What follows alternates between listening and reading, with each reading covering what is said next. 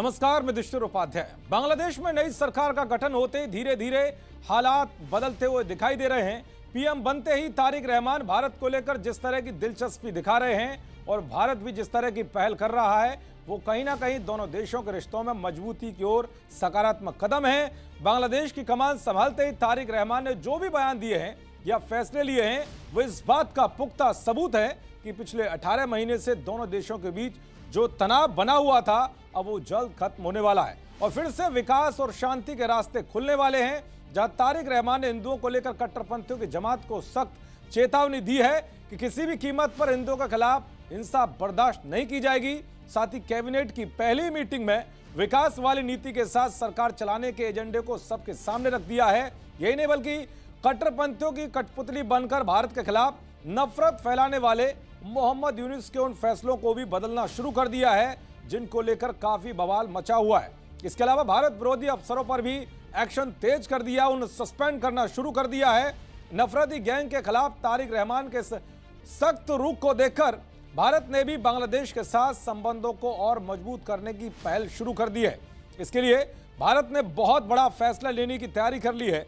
दरअसल भारत ने एक बड़ा और सकारात्मक कदम उठाते हुए संकेत दिया है कि वो जल्द ही बांग्लादेश में अपनी पूरी वीजा सेवाएं बहाल करने जा रहा है। बांग्लादेश में नई सरकार बनने के बाद इसे दोनों देशों के बीच दोस्ती की नई शुरुआत के तौर पर देखा जा रहा है। सिलट में भारत के वरिष्ठ काउंसलर अधिकारी अनिरुद्ध दास ने इस बात की पुष्टि की है कि भारत बांग्लादेश के लिए फुल वीजा सर्विसेज जल्द शुरू करने पर विचार कर रहा है। उन्होंने कहा है कि मेडिकल और डबल एंट्री वीजा अभी जारी किए जा रहे हैं और यात्रा वीजा सहित अन्य श्रेणियों को फिर से शुरू करने के लिए कदम उठाए जा रहे हैं। दरअसल भारत और बांग्लादेश के बीच संबंध जुलाई अगस्त 2024 के उस हिंसक प्रदर्शनों के बाद तेजी से बिगड़ गए थे जो शेख हसीना का तख्ता पलट के दौरान शुरू हुए थे, जिसमें हिंदुओं को टारगेट करते हुए उनके घरों पर हमला किया गया, उन पर हमले किए गए और उन्हें मौत के घाट उतारा गया।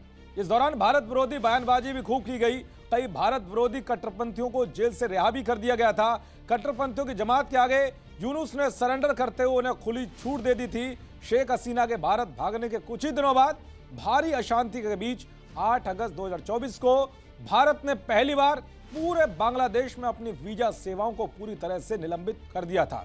नई दिल्ली ने अस्थिर स्थिति और अपने दूतावासों की सुरक्षा चिंताओं को हवाला देते हुए बांग्लादेश में सभी भारतीय वीजा आवेदन केंद्रों को बंद कर दिया था। यह पहला मौका था जब भारत ने पड़ोसी देश में वीजा सेवाओं पर ऐसा ब्लैंकेट सस्पेंशन यानी पूर्ण प्रतिबंध लगा दिया था। बाद में कुछ सेवाओं को आंशिक रूप से बहाल किया गया, लेकिन वो काफी हद तक मेडिकल और डबल एंट्री वीजा तक ही सीमित थी। दिल्ली में हुए बांग्लादेश हाई कमीशन के पास विरोध प्रदर्शन के दौरान 22 सितंबर को अनिश्चित समय के लिए वीजा सर्विस पर रोक लगा दी गई थी, लेकिन अब इसे फिर से बहाल करने की पूरी तैयारी हो गई है।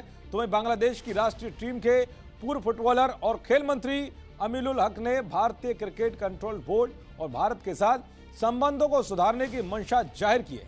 तो कुल मिलाकर तारिक रहमान के पीएम बनते ही भारत और बांग्लादेश के रिश्ते सुधरते हुए दिखाई दे रहे हैं, जो भारत विरोधी गैंग को किसी झटके से कम नहीं है। देखते रहिए जी न्यूज़। नमस्कार।